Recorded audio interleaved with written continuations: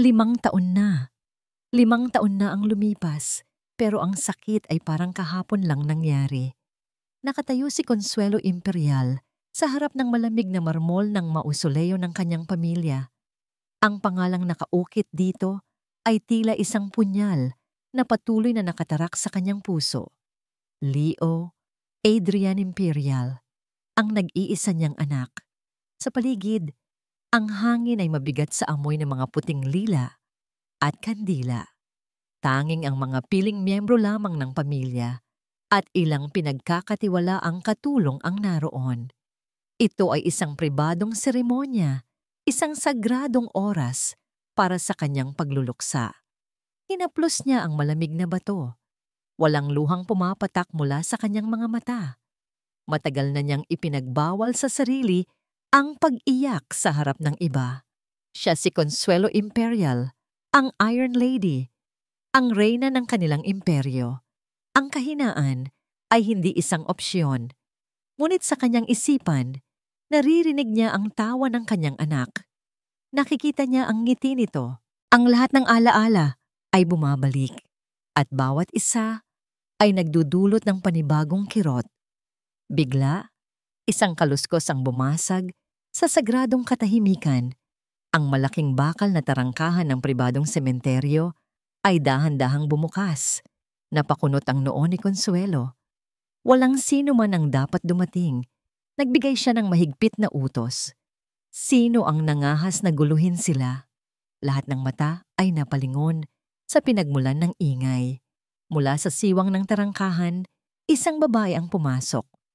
Simple lamang ang suot nitong bestida, isang malaking pagkakaiba sa mga mamahaling itim na damit ng mga naroroon. Mayroon itong malaking tiyan, halatang nagdadalang tao.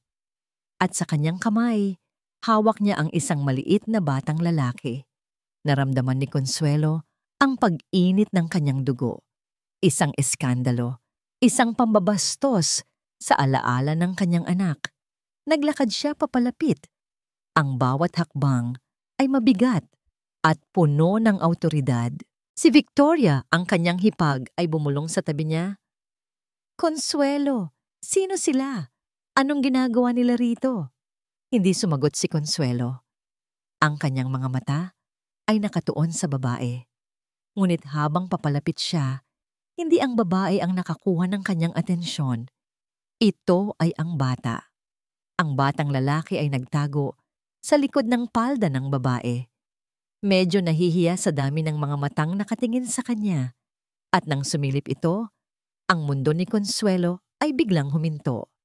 Ang mga matang yon, ang ilong, ang hugis ng muka. Hindi maaari. Para siyang tumitingin sa isang multo. Para siyang nakatingin sa mga lumang litrato ni Leo noong ito ay nasa ganoong edad pa lamang. Isang perpektong kopya. Naramdaman niya ang panginginig ng kanyang mga kamay. Isang bagay na matagal na niyang hindi naramdaman. Ang lahat ng kontrol, ang lahat ng lakas na pinanghahawakan niya ay biglang naglaho. Pinalitan ito ng pagkabigla, ng galit, ng isang sakit na mas matindi pa kaysa sa naramdaman niya kanina. Nang nasa harapan na niya ang dalawa, nagsalita siya at ang kanyang boses ay kasing lamig ng marmol na kanyang hinawakan. Sino ka? Ang babae, si Liza, ay nanginginig. Ma'am Imperial, ako po si Liza. Hindi ko tinatanong ang pangalan mo, mariing sabi ni Consuelo.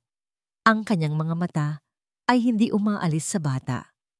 Ang tanong ko, ano ang ginagawa mo rito? Bakit ka nagdala ng isang estranghero sa pribadong lugar na ito? Hindi po siya estranghero, ma'am. Halos pabulong na sagot ni Liza habang hinahawakan ang ulo ng bata. Humakbang pa ng isa si Consuelo. Ang kanyang muka ay isang maskara ng galit. Huwag mo akong subukan, babae. Alam ko ang mga katulad mo, mga oportunista, mga mukhang pera na gagawin ang lahat para lang makakuha ng parte sa yaman namin. Hindi po yan totoo. Tumahimik ka! Sigaw ni Consuelo at sa unang pagkakataon, Ang kanyang boses ay umalingaw-ngaw sa buong sementeryo. Tumingin siya sa kanyang mga security guard. Palabasin ang babaeng yan at ang batang yan ngayon din. Nag-umpisa nang lumapit ang mga gwardya. Niyakap ni Liza ang bata. Ang mga luha ay nagsisimula nang mamuo sa kanyang mga mata. Mukhang talo na siya. Mukhang wala na siyang magagawa. Lumingon si Consuelo. Ayaw na niyang makita pa ang eksenang ito. Para sa kanya. Tapos na ang usapan. Ngunit isang boses, kahit nanginginig sa takot, ang pumigil sa kanya. Hindi po ako aalis hanggat hindi ninyo kinikilala ang sarili ninyong apo. Ang pagsara ng pinto ng Rolls-Royce ay umaling-awngaw sa loob ng sasakyan, kasing lakas ng pintig ng puso ni Consuelo. Walang nagsasalita habang binabagtas nila ang daan, pabalik sa mansyon ng mga Imperial. Katabi niya si Victoria, pero parang hangin lang ito sa kanya. Ang tanging laman ng kanyang isip ay ang mukha ng batang iyon. Isang kopya. Isang maliit na multo ng kanyang namayapang anak. Pagdating sa mansyon, sinalubong sila ng mga katulong na nakayuko. Ang bawat sulok ng malawak na bulwagan, mula sa kumikinang na sahig na gawa sa marmol, hanggang sa matataas na kisame na may mga aranyang kristal, ay sumisigaw ng kapangyarihan at yaman. Ito ang kanyang kaharian. Isang kaharian na pinaghirapan niyang protektahan. Nakakagalit, Consuelo, basag ni Victoria sa katahimikan habang naglalakad sila patungo sa sala. Ang kawalang hiyaan ng babaeng yon. Ang lakas ng loob niyang pumunta roon at guluin ang pinakasagradong araw para sa atin. Umupo si Consuelo sa kanyang paboritong silya. Ang kanyang likod ay tuwid na tuwid. Hindi siya sumagot. Nagpatuloy si Victoria. Ang boses ay puno ng kunwaring pag-aalala. Alam naman natin ang klase ng mga babaeng ganyan. Gagamitin ang lahat. Kahit ang isang inosenteng bata. Para lang makapasok sa pamilyang ito. Para sa pera. Sinabi ko nang tumahimik ka. Malamig na tugon ni Consuelo. Hindi nakatingin sa kanyang hipag. Ngunit ang mga salita ni Victoria ay tumagos na. Iyon din mismo ang mga salitang umiikot sa kanyang isipan. Pasensya na, sabi ni Victoria. Umupo sa tapat niya. Nag-aalala lang ako para sa'yo. Para sa pangalan ng pamilya. Tumayo si Consuelo at naglakad patungo sa kanyang pribadong opisina. Isinara niya ang mabigat na pinto na gawa sa nara. Iniwan si Victoria sa labas. Kailangan niya ng katahimikan. Kailangan niyang mag-isip. Ang kanyang opisina ay testamento ng kanyang pagkatao. Malinis, organisado, walang lugar para sa mga hindi importanteng bagay. Ngunit ang kanyang mga mata ay dumapo sa isang bagay na laging naroon, sa ibabaw ng kanyang mesa. Isang silver-framed na litrato. Ang litrato ni Leo noong ito ay 5 taong gulang. Kinuha niya ito. Ang kanyang mga daliri ay nanginginig ng bahagya. Pinagmasdan niya ang maamong mukha, ang mga matang kumikinang sa saya, ang ngiting tila kayang painitin ang pinakamalamig na puso. At sa kanyang isipan, ipinatong niya ang imahe ng mukha ng batang lalaki sa sementeryo, magkamukhang magkamukha, hindi maipagkakaila. Isang alaala ang biglang pumasok sa kanyang isip. Isang gabi, ilang buwan bago ang pagkamatay ni Leo. Ma, sabi nito sa kanya, naisip mo na ba kung anong klaseng buhay meron tayo kung hindi tayo mga imperial? Napakunot ang noo niya noon. Anong klaseng tanong yan, Leo? Ito ang buhay natin. Ito ang responsibilidad mo. Gusto ko lang subukan, Ma. Isang simpleng buhay. Malayo sa mga board meeting, malayo sa mata ng publiko. At ano ang isinagot niya? Huwag kang mag-isip ng kahangalan, anak. Dito ka nabibilang. Ibinaba niya ang litrato. Isang pamilyar na kirot ang bumalik sa kanyang dibdib. Pagsisisi. Ngunit mabilis niya itong iwinaksi. Hindi ito ang oras para sa kahinaan. Ito ang oras para sa katotohanan. Kinuha niya ang kanyang cellphone at tinawagan ang isang numero na matagal na niyang hindi tinatawagan. Ang pinuno ng kanyang private investigation team. Sumagot ito sa unang ring. Ma'am Imperial, may ipapagawa ako sa'yo, sabi ni Consuelo. Ang kanyang boses ay matatag at walang emosyon. May isang babae. Pangalan niya ay Liza. May dala siyang batang lalaki. Pangalan ay Enzo. Imbestigahan mo siya. Alamin mo ang lahat. Bawat madungis na sikreto. Bawat baho ng kanyang nakaraan. Gusto kong malaman kung sino ang nasa likod niya. Gusto kong malaman kung magkano ang bayad sa kanya para gawin ang teatrong ito. Masusunod po, ma'am. Gusto ko ng resulta sa lalong madaling panahon. Utos niya bago ibaba ang tawag. Sumandal siya sa kanyang silya at ipinikit ang mga mata. Ito ang tamang gawin. Kailangan niyang patunayan sa lahat at lalo na sa kanyang sarili na isa lamang itong panloloko, na ang batang yon ay hindi maaaring maging. Makalipas ang ilang oras, habang papalubog na ang araw, tumunog ang kanyang cellphone. Isang text message mula sa kanyang investigador. Ma'am, may paunang report na po ako. Mabilis na tinawagan ni Consuelo ang numero. Anong nalaman mo? May sandaling katahimikan sa kabilang linya bago ito sumagot. Ma'am, malinis po ang record niya. Isang simpleng nurse na may simpleng buhay. Ang pinto ng kanilang maliit na apartment ay nagsara sa likuran ni Liza. At kasabay nito, ang lahat ng lakas na kanyang ipinapakita kanina ay biglang naglaho. Binitawan niya ang kamay ni Enzo at napasandal siya sa pinto. Ang mga tuhod ay nanginginig. Ang mga mapanghusgang mata ni Consuelo Imperial. Ang mga bulong-bulungan ng mga taong nakapaligid sa kanila. Ang lahat ng yon ay bumalik sa kanya, parang isang alon na gustong lumunod sa kanya. Mommy, why was the old lady angry? Tanong ni Enzo. Ang kanyang maliit na boses ay puno ng pagtataka. Lumuhod si Liza para magpantay sila ng kanyang anak. Hinaplos niya ang pisngi nito, pinilit ng ngumiti kahit na ang mga luha ay kanina pa niya pinipigilan. She's not angry, anak. She was just surprised. Hindi na muling nagtanong si Enzo. Niyakap na lamang niya ang kanyang ina. Sa yakap na yon, humugot si Liza ng lakas.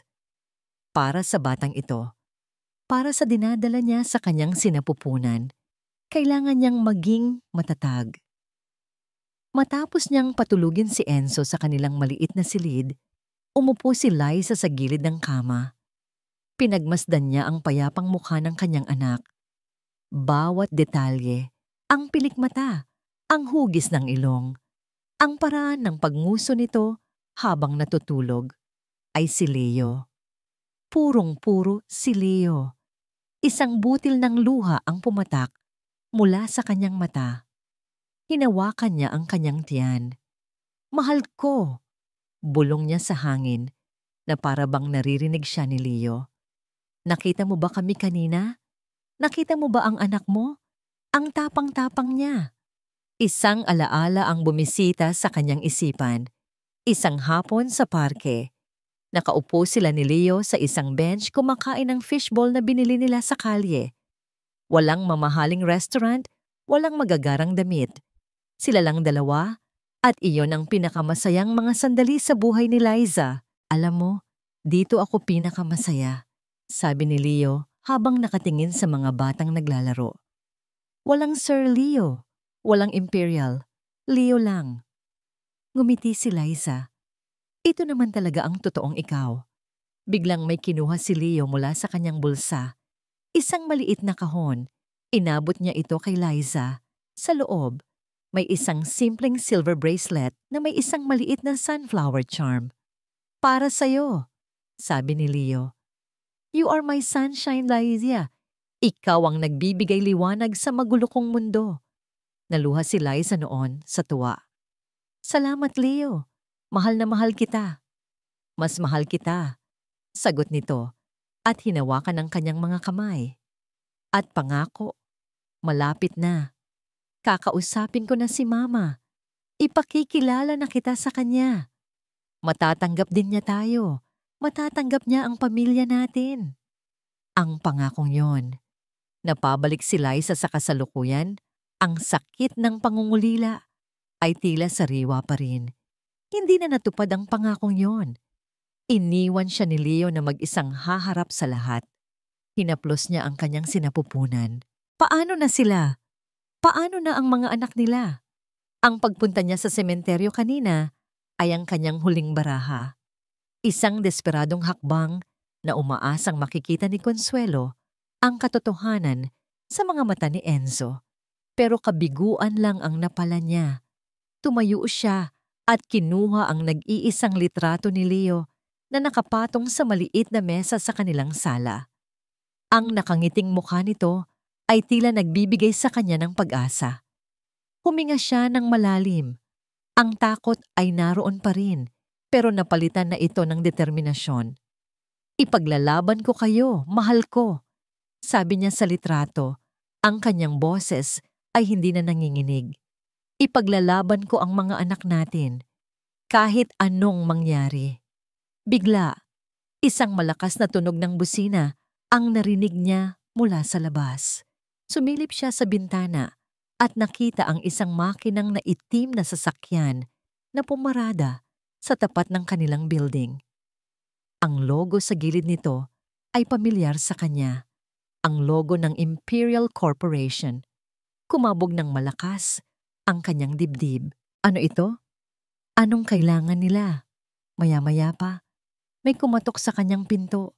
Dahan-dahan niya itong binuksan. Isang lalaking nakasuot ng formal na itim na suit ang nasa labas. Miss Liza?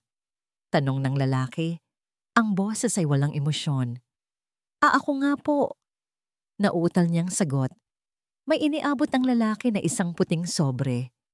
Pinabibigay po ni Ma'am Consuelo Imperial. Nanginginig ang mga kamay ni Liza habang kinukuha ang sobre. Bago pa siya makapagtanong, tumalikod na ang lalaki at bumalik sa sasakyan. Isinara niya ang pinto at mabilis na binuksan ang sulat. Hindi ito mahaba, ngunit ang mga salitang nakasulat dito ay tila isang martilyong pumukpok sa kanyang puso. Isang formal na kahilingan, isang formal na utos para sa isang DNA paternity test. Ang mga sumunod na araw ay dumaan na parang isang panaginip para kay Consuelo. Sa mga board meeting, ang mga numero sa mga ulat ay lumalabo. Ang mga boses ng kanyang mga executive ay nagiging isang mahinang ugong na lang. Ang tanging malinaw sa kanyang isipan ay ang paghihintay. Bawat tunog ng kanyang cellphone ay nagpapakaba sa kanya. Bawat hindi kilalang numero ay nagpapatindig ng kanyang balahibo. Ang final report ng kanyang investigador ay dumating 2 araw na ang nakalipas. Isang makapal na folder na puno ng mga dokumento at litrato. Binasa niya ito ng paulit-ulit. Naghahanap ng kahit isang maliit na butas, isang bahid ng dumi. Ngunit wala. Malinis ang pagkatao ni Liza. Nag-iisang anak, ulila na sa mga magulang. Nagtapos ng nursing ng may parangal sa isang simpleng unibersidad. Masipag sa trabaho, ayon sa kanyang mga kasamahan. Walang bisyo, walang record ng panloloko. Isang simpleng babae na may simpleng buhay. Ang report ay nagpatibay lamang sa sinabi ng investigador sa telepono. At ito ang lalong nagpagulo sa isip ni Consuelo. Kung hindi ito isang plano, kung hindi ito panloloko, ano ito? Hindi niya mapigilan ang sarili. Isang umaga, inutusan niya ang kanyang driver na magtungo sa isang lugar na malayo sa kanilang karaniwang ruta. Isang simpleng eskwelahan sa isang tahimik na subdivision. Dito lang tayo. Utos niya nang makita ang gate ng preschool. Huwag mong papatayin ang makina. Mula sa tinted na bintana ng kanyang sasakyan, pinanood niya ang mga bata na naglalaro sa playground. Ang kanyang mga mata ay naghahanap. At hindi nagtagal, natagpuan niya ang hinahanap. Si Enzo. Ang bata ay tumatakbo, nakikipaghabulan sa mga kalaro nito. Ang tawa nito ay hindi niya naririnig, ngunit nakikita niya ito sa galaw ng munting bibig nito. Ang paraan ng pagtakbo, ang pagwagayway ng mga kamay, lahat ay may bakas ni Leo. Isang ngiti ang unti-unting sumilay sa labi ni Consuelo. Isang ngiting hindi niya namalayan. Sa sandaling iyon, hindi siya ang CEO ng Imperial Corporation. Hindi siya ang reyna ng alta sosyedad. Isa lamang siyang babae na pinapanood ang isang batang nagpapaalala sa kanya ng pinakamahalagang tao sa kanyang buhay. Bigla, sa kalagitnaan ng pagtakbo, natapilok si Enzo. Bumagsak ito sa damuhan. Isang iglap, ang mundo ni Consuelo ay tumigil. Ang kanyang puso ay tila napatigil sa pagtibok.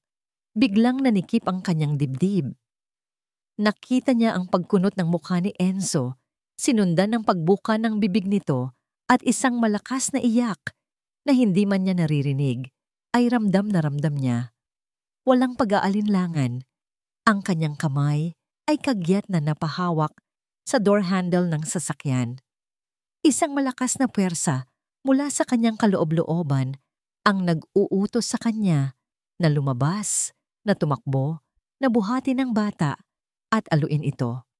Ngunit bago pa man niya maitulak ang pinto, pinigilan niya ang kanyang sarili. Anong ginagawa mo, Consuelo? Lalabas ka? Tatakbo ka papunta sa kanya? Isang guro ang mabilis na lumapit kay Enzo. Marahang itong itinatayo at pinapagpagan ng dumi sa damit nito. Niyakap ng guro ang umiiyak na bata. Sa loob lamang ng ilang sandali, tumahan na si Enzo at muling nakipaglaro. Nakahinga ng maluwag si Consuelo, ngunit kasabay nito ay isang kakaibang pakiramdam ng panghihinayang. Dapat ay siya iyon. Dapat ay siya ang yumakap dito. Umuwi na tayo. Mahinang utos niya sa kanyang driver. Ang kanyang boses ay bahagyang paos. Habang pabalik sa mansyon, nanatili siyang tahimik. Ang imahe ng umiiyak na si Enzo ay nakatatak sa kanyang isipan. Ang instingto na naramdaman niya, ang purong, hindi mapigilang pagnanais na protektahan ng bata, ay gumimbalas sa kanya. Matagal na panahon na mula nang maramdaman niya ang ganoong klaseng emosyon. Simula nang mawala si Leo. Pagdating sa mansyon, naabutan niya si Victoria na nagkakape sa sala. Consuelo, saan ka nang galing? Tanong nito. Tila may napansing kakaiba sa kanyang mukha. Namumutla ka? May inasikaso lang ako. Maikling sagot ni Consuelo, nagtuloy-tuloy sa paglalakad. Nababahala na ako sa'yo, sabi ni Victoria, sumusunod sa kanya. Simula nang dumating ang babaeng iyon, palagi ka ng balisa. Huwag mong hayaang kainin ng kanilang panloloko ang iyong isipan. Huminto si Consuelo sa paanan ng malaking hagdanan. Hinarap niya ang kanyang hipag at sa unang pagkakataon, may bakas ng pagod at pagkainis sa kanyang mga mata. Victoria, alam ko ang ginagawa ko. Pero sinabi kong alam ko ang ginagawa ko. Pag-ulit ni Consuelo, mas mariin sa pagkakataong ito na siyang nagpatahimik kay Victoria. Umakyat si Consuelo sa kanyang silid at nilak ang pinto. Dumiretso siya sa bintana na kung saan matatanaw ang malawak na hardin. Ang hardin kung saan madalas maglaro si Leo noong bata pa ito. Ang lahat ng pader na kanyang itinayo sa paligid ng kanyang puso ay unti-unting gumuho. Ang galit ay napalitan ng pagdududa. Ang pagdududa ay napalitan ng isang nakakatakot na tanong. Paano kung totoo ang lahat? Paano kung apo ko nga siya? Sa gitna ng kanyang malalim na pag-iisip, biglang tumunog ang kanyang cellphone na nasa ibabaw ng mesa. Ang tunog nito ay tila isang alarma na gumising sa kanyang buong diwa. Tiningnan niya ang screen. Isang hindi rehistradong numero. Ngunit alam niya kung kanino ito galing.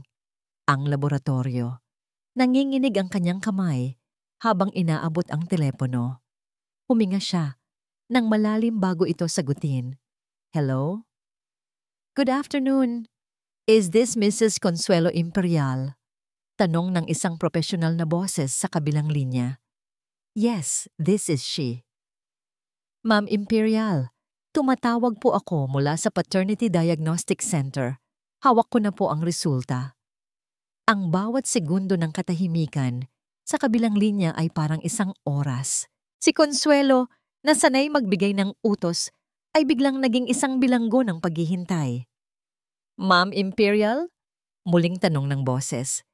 Yes, sagot ni Consuelo. Pilit na pinatatatag ang sariling boses. Ano ang resulta? Ayon po sa aming protocol, hindi po namin maaaring sabihin ang resulta sa telepono. Ipapadala po namin ang selyadong sobre sa inyo. Wag na, putol ni Consuelo. Ang paghihintay ng courier ay isang pagpapahirap na hindi niya kaya sa mga sandaling ito. Ako ang nagbabayad para sa serbisyong ito. Ibigay mo sa akin ang resulta. Ngayon na. Nagkaroon muli ng sandaling katahimikan. Narinig ni Consuelo ang kaluskos ng papel. Ang resulta po, nagsimulang muli ang boses, ay nagpapakita ng 991999% probability. Parang nabingi si Consuelo. Anong sinabi mo? 99.99% ma'am. Pag-uulit ng boses, mas malinaw sa pagkakataong ito. The alleged father, Leo Adrian Imperial, is not excluded as the biological father of the child, Enzo. Sa madaling salita po, positibo ang resulta. Hindi nakapagsalita si Consuelo. Binitawan niya ang cellphone at ito ay bumagsak sa malambot na carpet ng kanyang silid. Positibo. Ang isang salitang yon ay umalingaw-ngaw sa kanyang isipan. Winawasak ang lahat ng pader ng pagdududa na kanyang itinayo. Totoo. Totoo ang lahat. Napaupo siya sa gilid ng kanyang kama. Ang kanyang mga mata ay nakatingin sa kawalan. Ang batang iyon, si Enzo, ay hindi lamang kamukha ni Leo.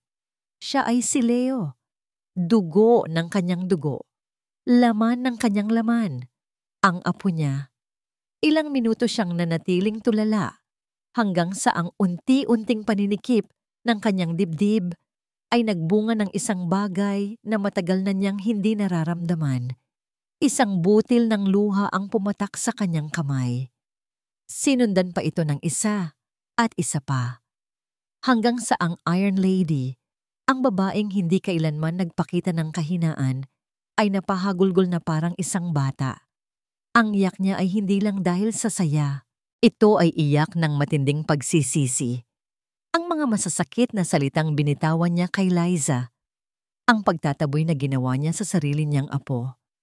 Ang lahat ng yon ay bumalik sa kanya. Isang mabigat na tanikala sa kanyang konsensya. Leo, anak ko. Bulong niya sa pagitan ng mga hikbi. May iniwan ka sa akin. May iniwan ka pala. Nang mahimasmasan siya, tumayo siya. Pinunasan niya ang kanyang mga luha. May bagong determinasyon sa kanyang mga mata. Hindi pa huli ang lahat. Itatama niya ang kanyang mga pagkakamali. Bumaba siya ng hagdan, hawak ang isang bagong lakas. Naabutan niya si Victoria sa sala, nagbabasa ng isang magazine. Consuelo, sabi nito. Tila nagulat sa kanyang biglaang pagbaba. Ayos ka lang ba? Narinig ko. Tumawag na ang laboratorio. Diretsong sabi ni Consuelo. Agad na napaupo ng tuwid si Victoria. At ano ang sinabi nila? Tinitigan ni Consuelo ang kanyang hipag, pinagmamasdan ang bawat reaksyon nito. Positibo, Victoria. 99.99%. Ang batang si Enzo ay apo ko. Anak siya ni Leo. Nakita ni Consuelo ang isang mabilis na pagbabago sa mukha ni Victoria. Isang iglap ng purong takot sa mga mata nito. Bago ito mabilis na napalitan ng isang malawak, peking ngawang ngiti. Talaga? Consuelo, napakagandang balita niyan, sabi ni Victoria. Tumatayo at kunwari masaya. Mayroon ka ng tagapagmana, isang bagong imperial. Dapat nating itong ipagdiwang. Ngunit hindi nakaligtas sa paningin ni Consuelo ang panginginig ng kamay ni Victoria habang inaabot nito ang tasa ng kape. Oo, isang napakagandang balita. Mahinahon na sabi ni Consuelo. Ang kanyang mga mata ay hindi pa rin umaalis kay Victoria. Matapos ang ilang sandali ng alanganing katahimikan, nagpaalam si Victoria na aakyat muna sa kanyang silid. Naiwan si Consuelo sa sala, ang kanyang isip ay malinaw na ngayon.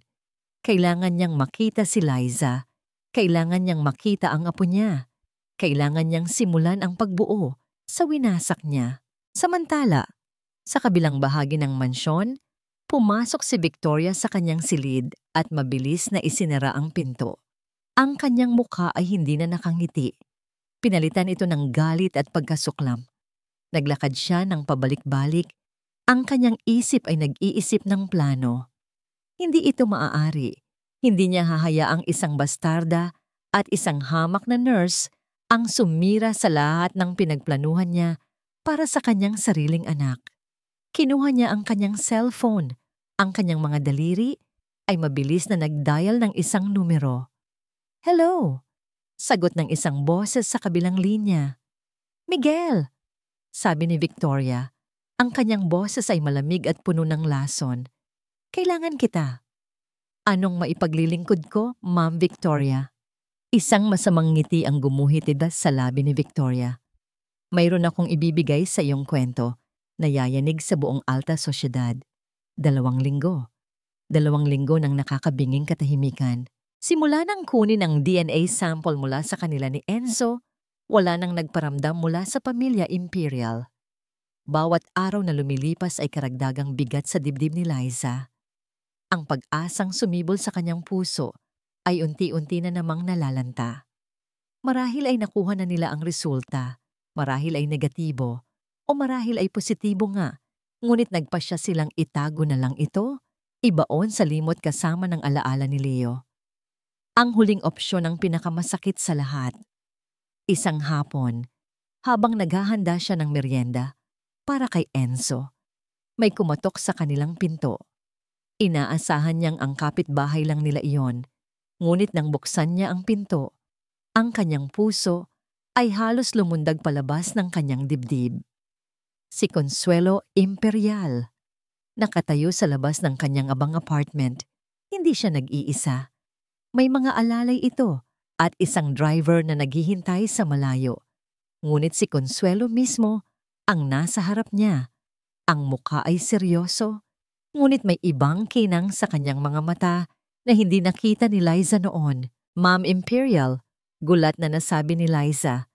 Maari ba akong pumasok? Tanong ni Consuelo. Hindi ito isang utos, kundi isang pakiusap. Napatango na lang si Liza at binigyan ito ng daan. Pumasok si Consuelo sa maliit nilang sala. Inilibot nito ang kanyang paningin sa mga lumang gamit, sa mga nakadisplay na drawing ni Enzo, sa nag-iisang litrato ni Leo sa mesa. Mami, sino po siya? Lumabas si Enzo mula sa kanyang silid. Hawak ang isang laruang kotse. Napako ang tingin ni Consuelo sa bata. Isang mahabang katahimikan ang namagitan sa kanila bago dahan-dahang lumuhod si Consuelo para magpantay sila ng bata. Ako ang lola mo, mahinang sabi ni Consuelo, at sa unang pagkakataon, narinig ni Liza ang panginginig sa boses ng matandang ginang. Hindi pa lubos na naiintindihan ni Enzo ang salitang lola. Ngunit ngumiti lang ito at ipinakita ang kanyang laruan. Hello po, Lola. Isang ngiti, isang tunay, malambot na ngiti, ang sumilay sa mga labi ni Consuelo. Hinawakan niya ang kamay ni Enzo. Hello, Apo. Tumingin si Consuelo kay Liza.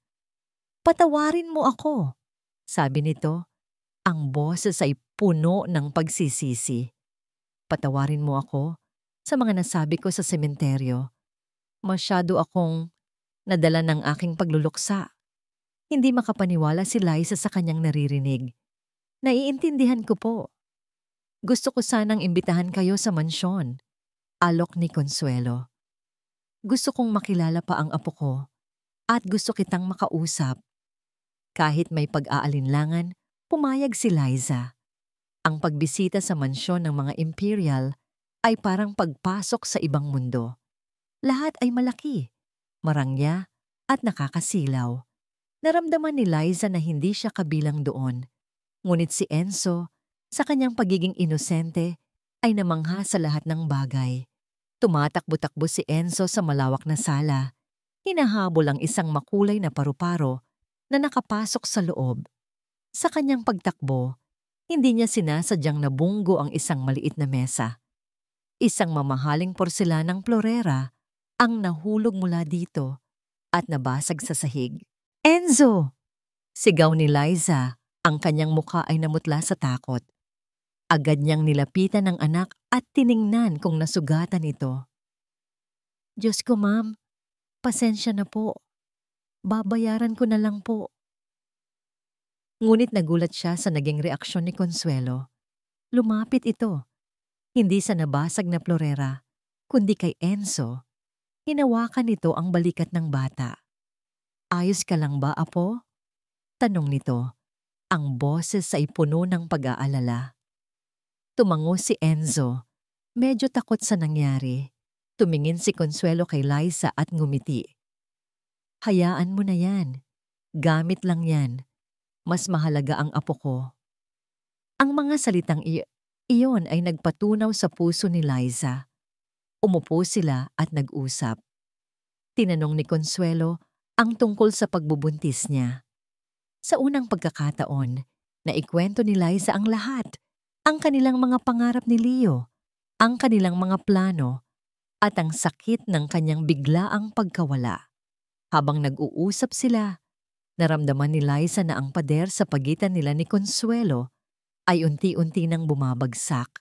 Nakikita niya ngayon hindi ang isang Iron Lady, kundi isang ina at lola na nangungulila. Nang paalis na sila, hinatid sila ni Consuelo hanggang sa pinto. Bumalik kayo bukas, sabi ni Consuelo kay Enzo. May ipapakita si Lola sa iyong maraming laruan.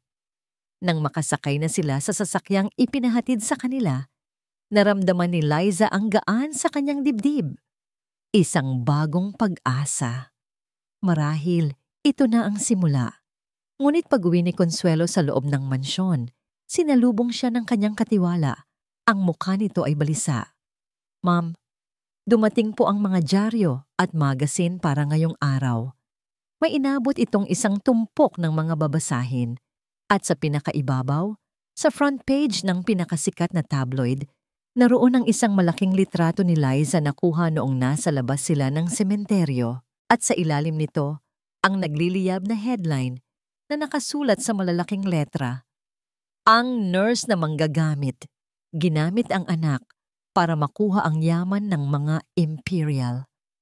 Ang papel sa kamay ni Consuelo ay nayupi dahil sa tindi ng pagkakahawak niya dito. Ang init na naramdaman niya sa kanyang puso kanina lang habang kausap si Liza at si Enzo ay biglang napalitan ng nagyayelong galit. Ang kanyang mga kamay ay naikuyom sa gilid ng mesa. Isang malamig na kuryente ang gumapang sa kanyang buong katawan. Hindi ito ang galit ng isang nasirang reputasyon. Ito ang galit ng isang lola na nakitang sinisiraan ang ina ng kanyang apo. Sino ang nag-utos na dalhin ito dito? Mariin niyang tanong sa katiwala na napaurong sa takot. Karaniwan po, ma'am.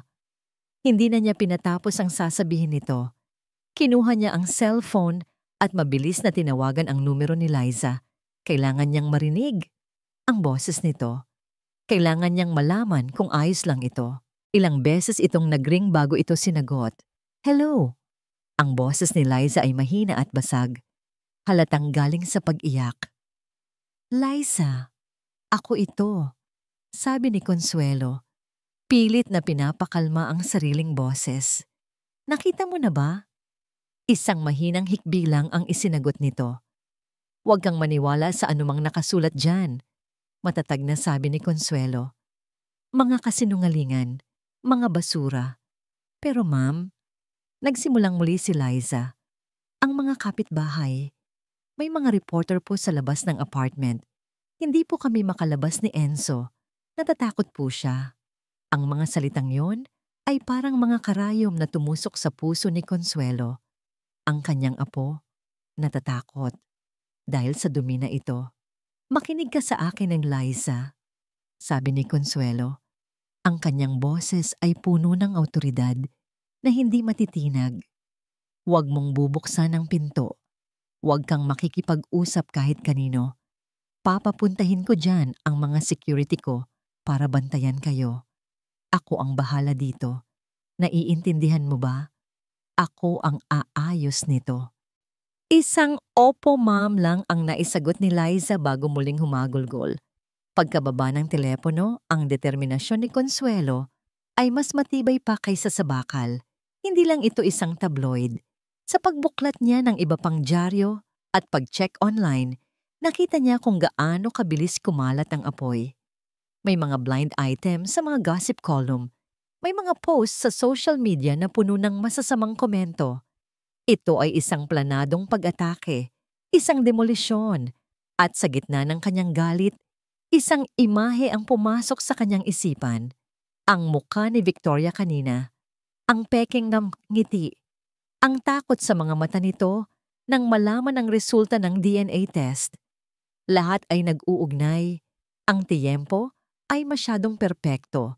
Muli niyang kinuha ang kanyang cellphone at tinawagan ng kanyang pribadong investigador. Ma'am Imperial? Gusto kong malaman kung sino ang source ng lahat ng artikulong lumabas tungkol kay Liza. Utos niya, ang bawat salita ay mabigat. Bawat blogger, bawat reporter, bawat editor. Gusto kong malaman kung sino ang unang nagpakalat ng kwento. Igalaw mo ang lahat ng koneksyon mo. Gamitin mo ang lahat ng resources. Wala akong pakialam sa gastos. Gusto ko ng sagot bago matapos ang araw. Masusunod po, ma'am.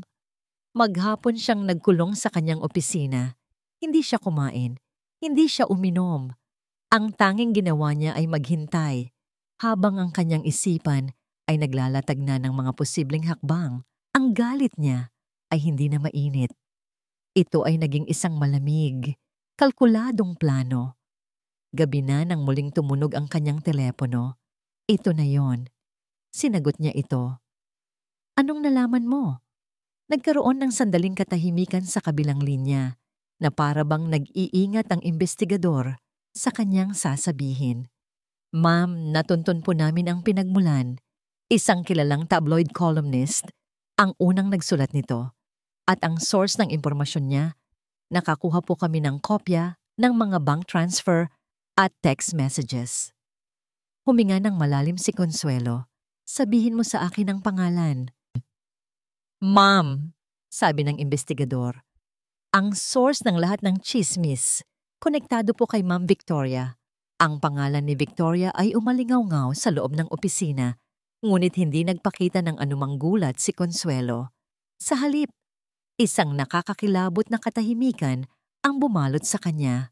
Kumpirmado, ang ahas ay nasa loob mismo ng kanyang pamamahay. Ipadala mo sa akin ang lahat ng ebidensya. Encrypted. Malamig niyang utos bago ibaba ang tawag.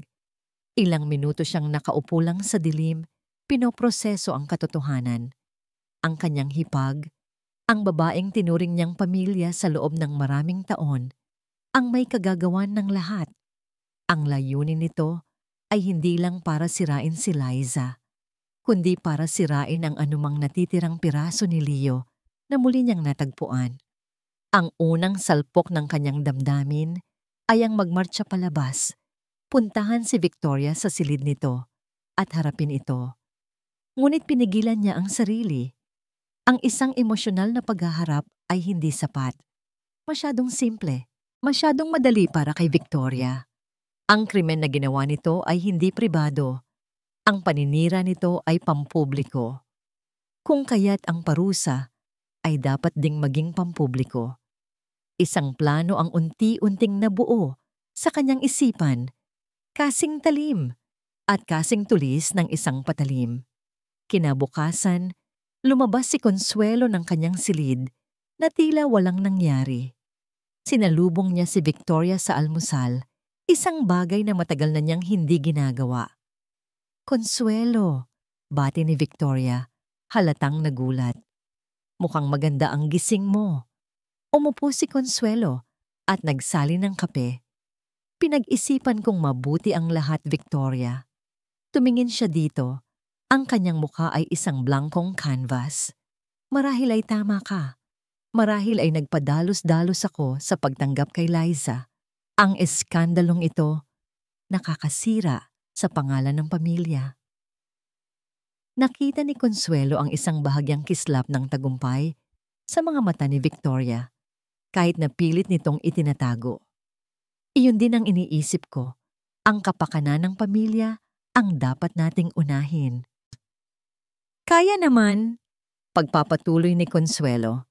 "Nagdesisyon akong magpatawag ng isang malaking charity ball sa susunod na linggo, ang anibersaryo ng Imperial Foundation. Imbitado ang lahat, ang buong alta sosyedad, ang media. Doon, sa harap ng lahat, gagawa ako ng isang opisyal na pahayag tungkol sa kinabukasan ng Imperial Corporation at tungkol sa isyu ni Liza." Ang ngiti ni Victoria ay halos hindi na nito maitago. "Isang napakagandang ideya, Consuelo, para matapos na ang lahat ng espekulasyon."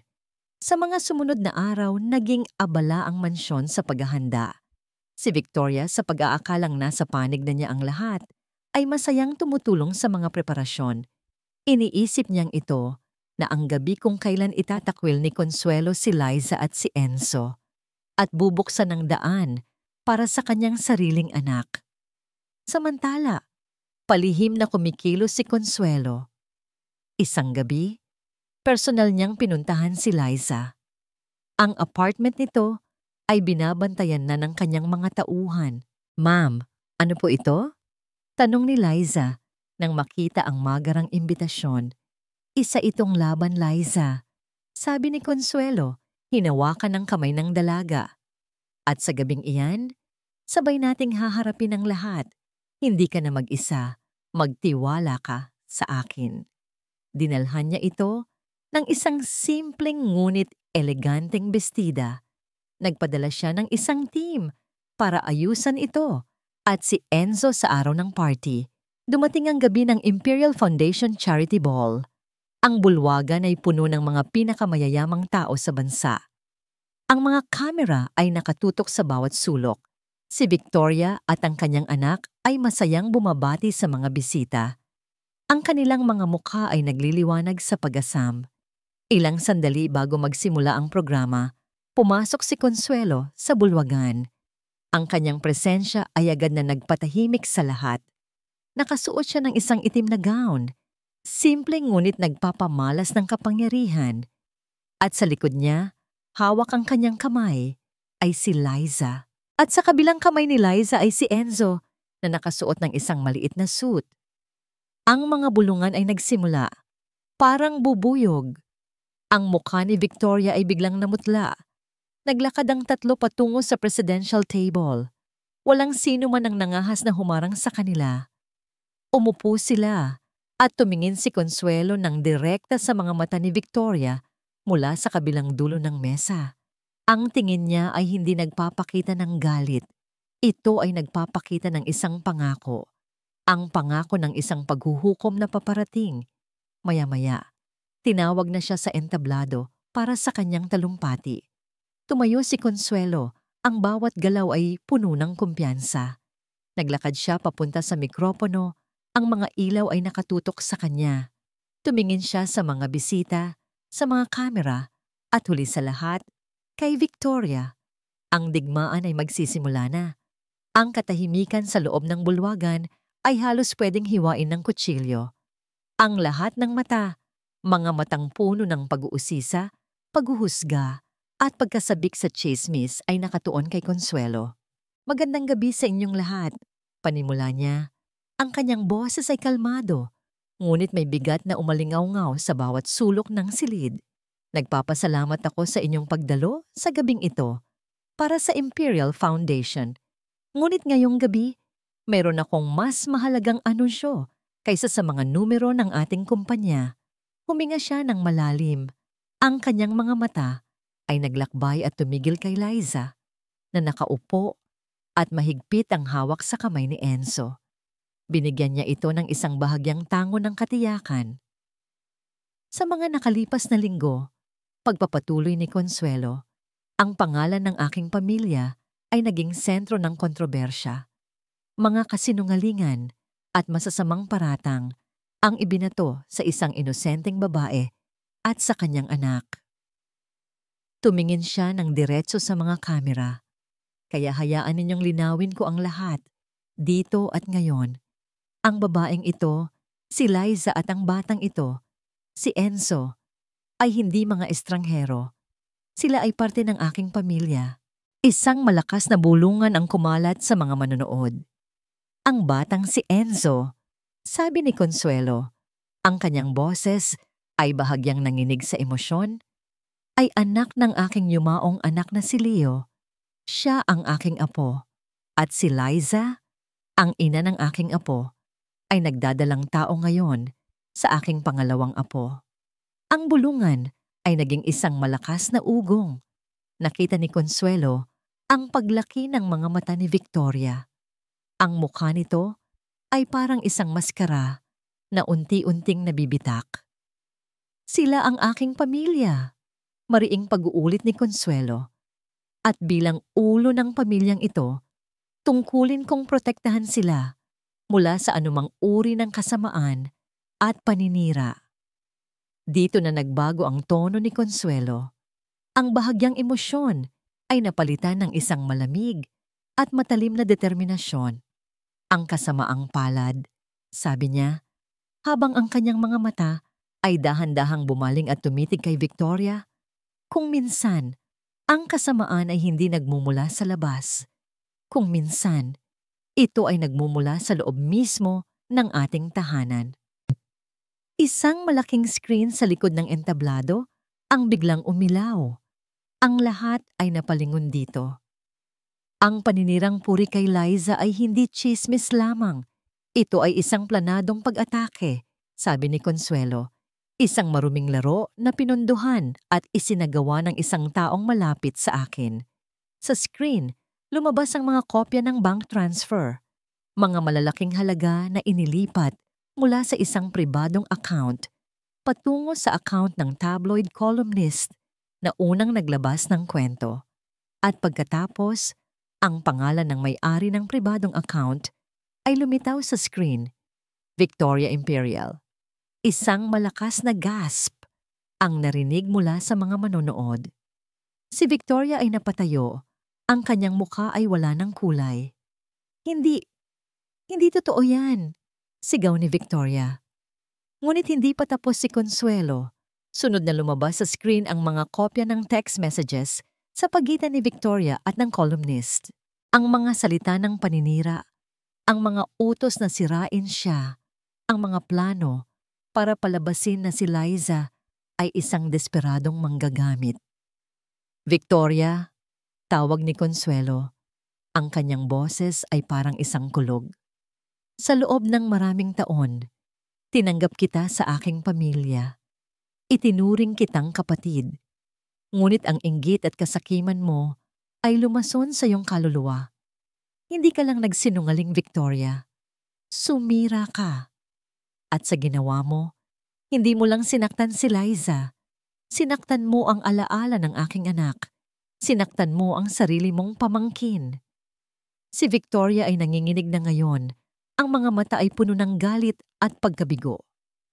Kasalanan mo ang lahat ng ito, Consuelo. Palagi na lang si Leo.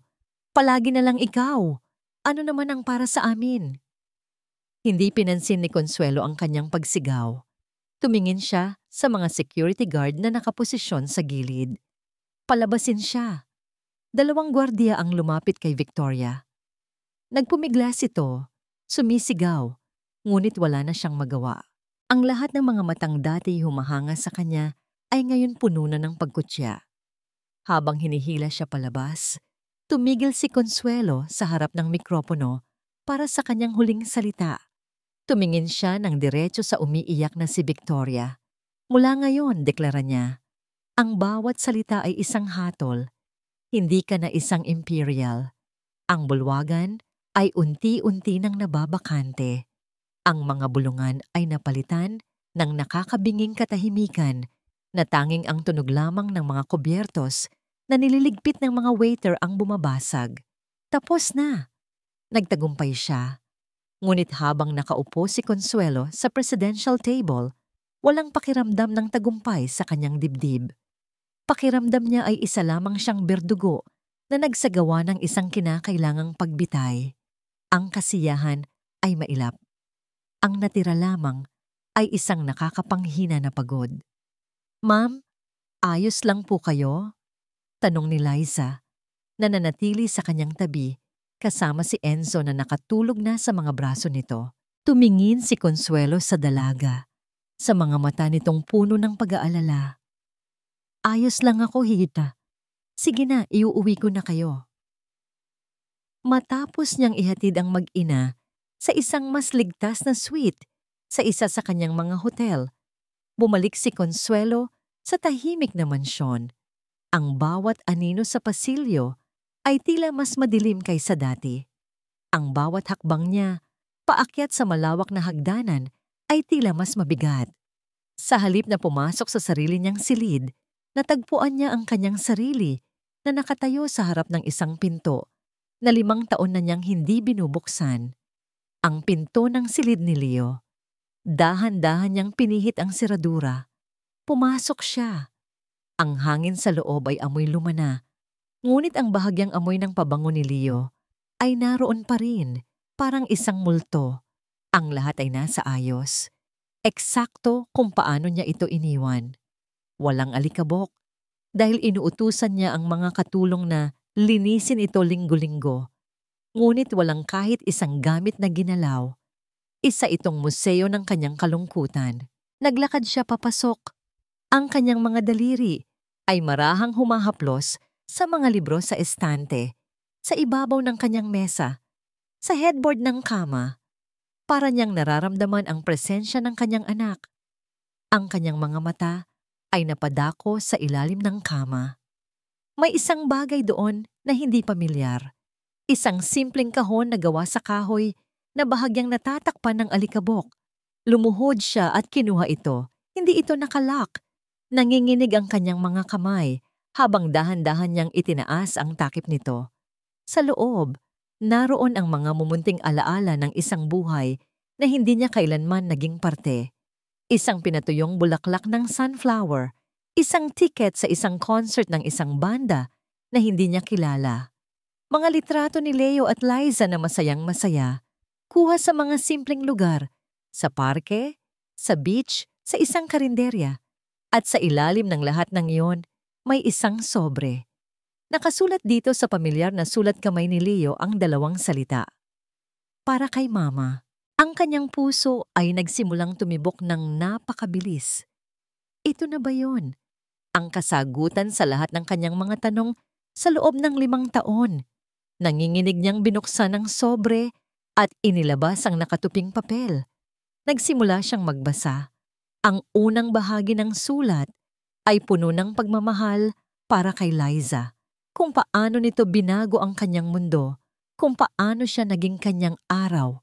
Sa gitna ng kadiliman, mayroon ding mga salita ng paghingi ng tawad para sa biglaang pag-iwan dito. Pagkatapos, ang sulat ay bumaling sa kanya. Patawad, Ma. Patawad kung hindi ako naging sapat na imperial para sa'yo. Patawad kung ang kaligayahan na hinanap ko ay hindi ang kaligayahan na idinisenyo mo para sa akin. Masyadong mabigat ang hawla, Ma, kahit nagawa pa ito sa ginto. Ang bawat salita ay isang saksak sa puso ni Consuelo. Ang sakit, ang bigat, ang lahat ng hindi nasabi ni Leo ay naroon. Isinulat sa itim na tinta. At pagkatapos, dumating siya sa huling talata. Ang talatang tuluyang wawasak sa kanyang kaluluwa. Sinubukan ko, Ma. Sinubukan kong maging matapang. May isa akong taong pinagkatiwalaan sa loob ng bahay. Ang tanging taong inakala kong makakaintindi. Si Tita Victoria. Sinabi ko sa kanya ang lahat. Tungkol kay Liza, sa magiging anak namin. Sa takot ko, nagmakaawa ako sa kanya na tulungan akong kausapin ka. Napahinto sa paghinga si Consuelo. Ngunit alam mo ba kung anong sinabi niya, Ma?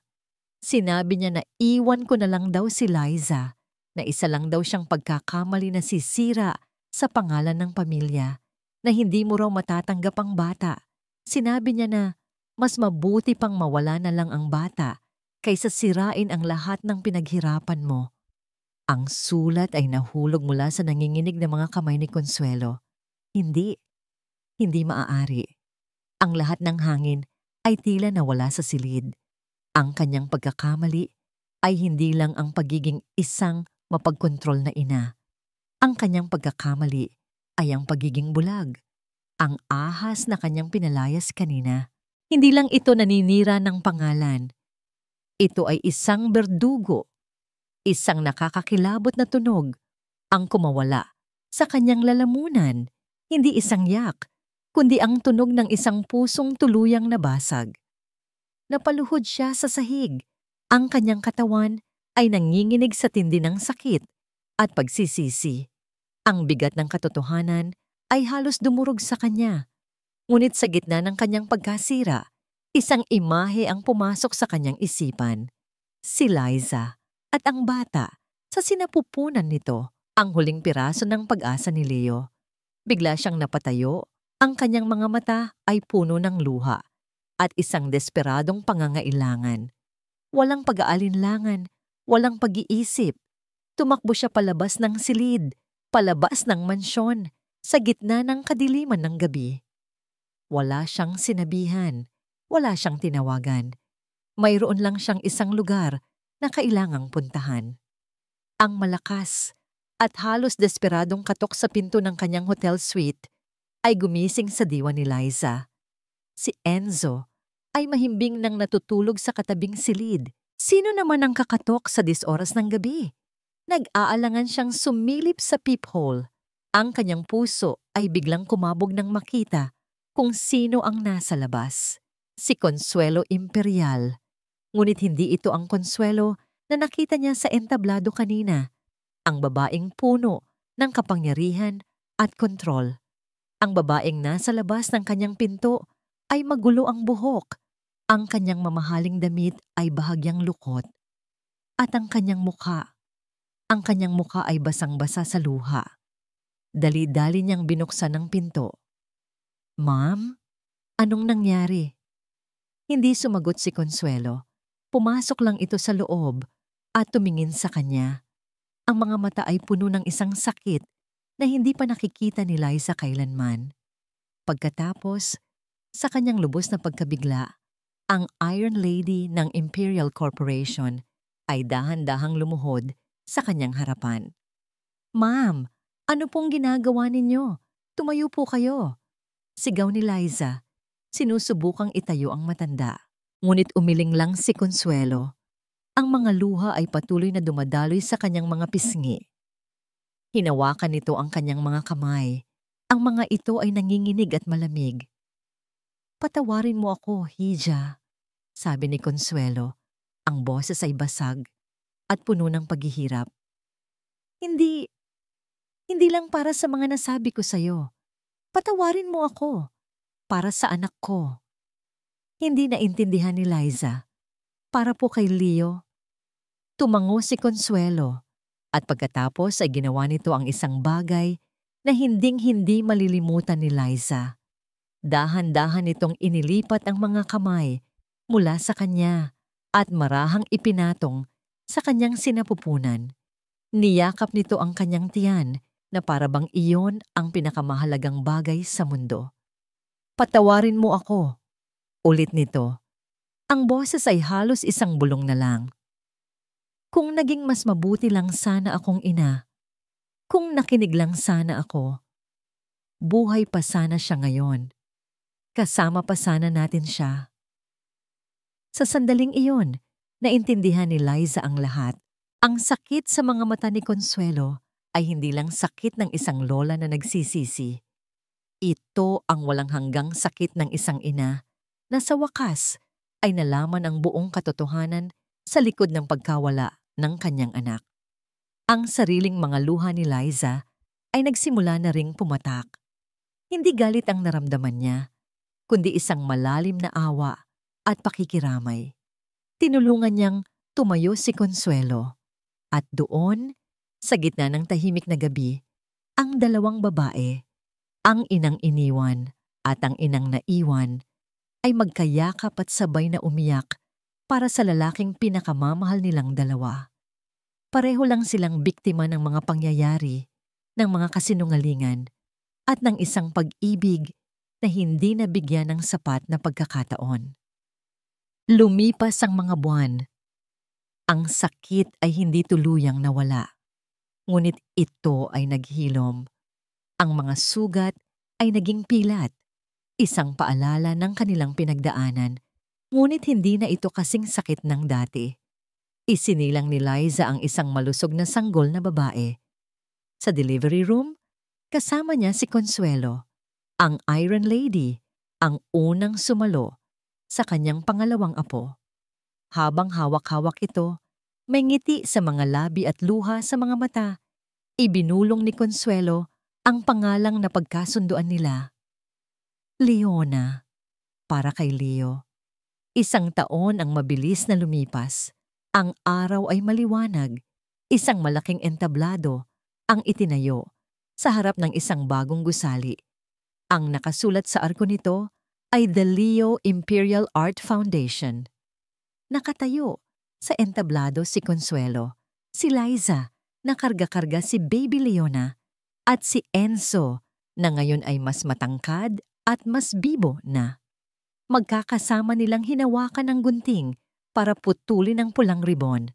Sa kanyang talumpati, hindi na pera o kapangyarihan ang binanggit ni Consuelo. Ang kanyang mga salita ay tungkol sa pagpapatawad, sa pangalawang pagkakataon, at sa kung paanong ang pinakamalaking legacy ay hindi ang kayamanang naiiwan, kundi ang pag-ibig na patuloy na ipinapasa.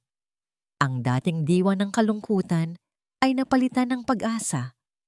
Ang dating mansyon ng pighati ay naging isang tahanan na puno ng tawanan ng mga bata. Nang matapos ang seremonya at habang pinapanood nila ang mga bisita, lumapit si Enzo sa kanyang lola. Lola, tanong ng bata. Ang kanyang mga mata ay puro at inosente habang nakatingin sa malaking litrato ni Leo na nakadisplay sa lobby. Masaya na po ba si Daddy sa langit? Napahinto si Consuelo.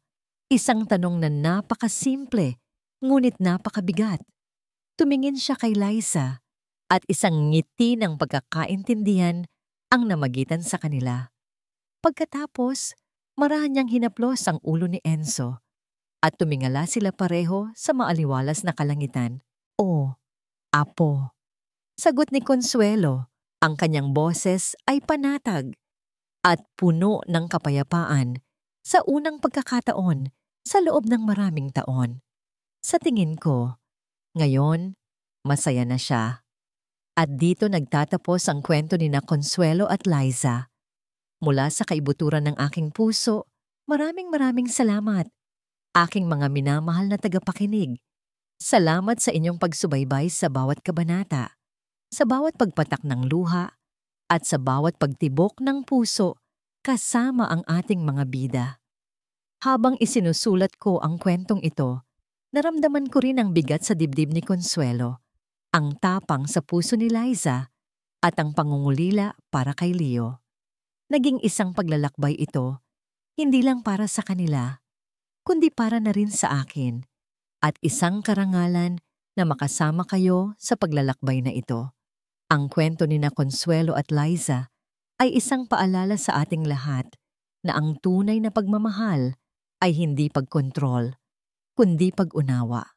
Ito ay tungkol sa pagpapatawad sa mga pagkakamali ng nakaraan at sa paghahanap ng pag-asa kahit sa gitna ng pinakamatinding sakit, sapagkat sa huli, Ang pamilya ay hindi lamang dugo, kundi ang mga pusong pinipiling manatili at maghilom ng magkakasama.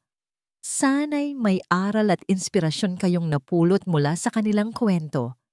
Ano ang pinakapaborito ninyong eksena? Anong aral ang tumatak sa inyong puso? Ibahagi ninyo sa comment section sa ibaba. Gusto kong mabasa ang inyong mga saloobin.